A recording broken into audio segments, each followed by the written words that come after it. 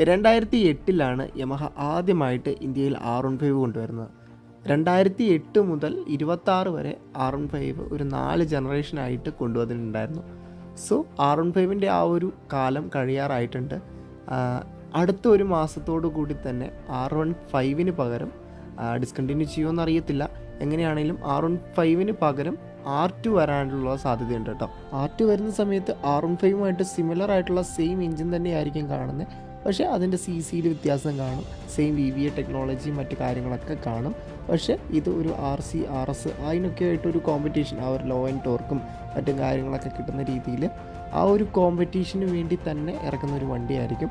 R15 മിക്കവാറും discontinue ആവാനുള്ള സാധ്യതയില്ല കേട്ടോ.